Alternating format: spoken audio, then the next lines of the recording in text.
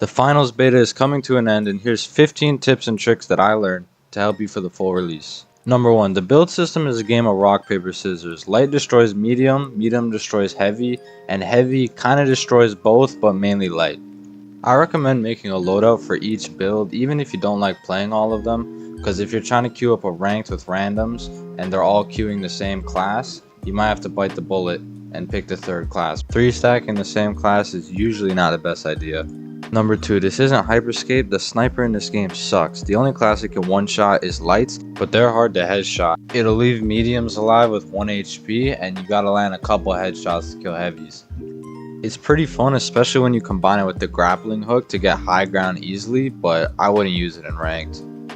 Number 3, not a lot of people seem to know this, but you can pick up your teammates' death statue just like regular items.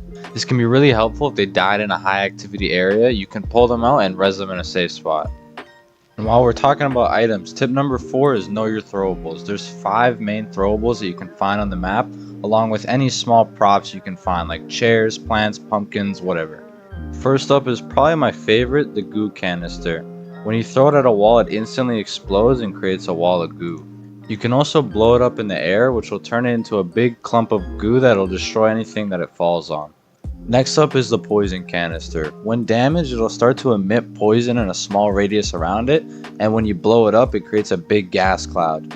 Its best use is probably chucking it at the cash out to prevent people from stealing it when the timer is low. The smoke canister is probably the worst out of all of them. It instantly blows up if you throw it at a wall, just like the goo canister, and it'll blow up if it takes any type of damage. It just emits a small little smoke cloud, and it's honestly not that good. You can basically see through it just fine, so it's pretty useless overall. The fire barrel is up next. When it takes damage, it'll be visibly on fire, and any further damage will cause it to make a pool of fire that does a decent amount of damage. When the barrel is in its damaged state, it can be freely dragged around to set objects around it on fire, like bushes and stuff. Also, it's probably just a beta glitch, but running with an ignited barrel in your hand will make you burn yourself. Lastly, for throwables is the propane canister. You can launch it with left click, but be careful, it'll ricochet off weird angles. It needs to hit head on to explode. Its explosion does a decent amount of damage, but its main use is for destroying things. You can easily level a building with a few of these things. And sometimes this game has some really wacky destruction, so use it to your advantage. It's basically just an alternative to the rocket launcher if you're not playing heavy. Tip number 5 is that heavies throw objects way further than the other builds in the game. Use this to your advantage because you can easily lock down a cash out from a distance just by using throwables. Most heavies I've seen like to sit on the cash out with their close range weapons, and then they end up getting triple teamed. Sometimes it's better to play safer, especially if you're getting low on respawn tokens. Tip number 6 is a quick one. People seem to think that respawn tokens are totaled for your whole team, but that's not true. Your respawn tokens are just for you individually, so don't worry about burning your tokens for the whole team. Tip number 7 is that you can throw vaults into the cash outs. This is really helpful if the cash out's on a different floor and you don't want to waste time finding the stairs or bringing it down to you. It can be really clutch if you're getting towards the end of a round and you're not going to qualify. You can throw it in just to make sure you activate overtime and get your cash out. It can also just shave off a few seconds and start your cash out quicker. Alright, the next 3 are going to be quick tips related to the goo grenade.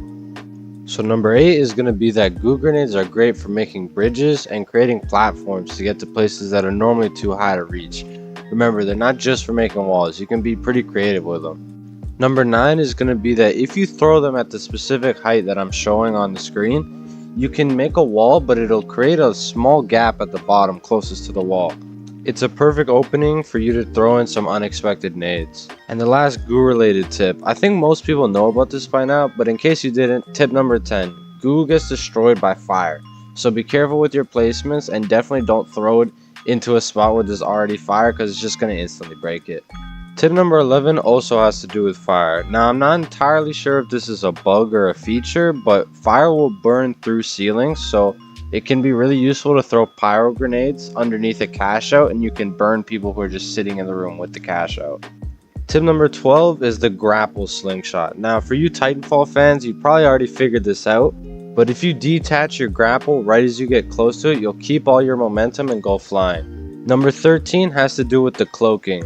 I found that if you stand still long enough with the cloak, you'll go fully invisible.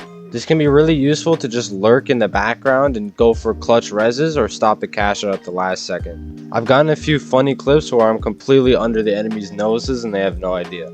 And the last two tips have to do with the suspended platforms. With the sledgehammer, you can instantly break the zip lines that connect to them in one swing just with your left click, so you can disconnect all the zip lines from a platform that has a cash out on it to make it really hard to get to it. The only way they'll be able to get up is with jump pads, but the less options for your enemies, the better. And that leads me to my final tip, which is that you can destroy the suspended platforms, either by using a rocket launcher, C4, or those propane tanks. You can destroy two of the suspenders on the same side as each other, and it'll knock everything down. This is really useful to know because if teams destroy all the zip lines and they have the cash out, then your only way of stealing it is either going to be to jump up there or knock it down to you. And with that, that's 15 tips and tricks from the beta to prepare you for the full release. If you enjoyed, drop a like, and I'll see you in the finals.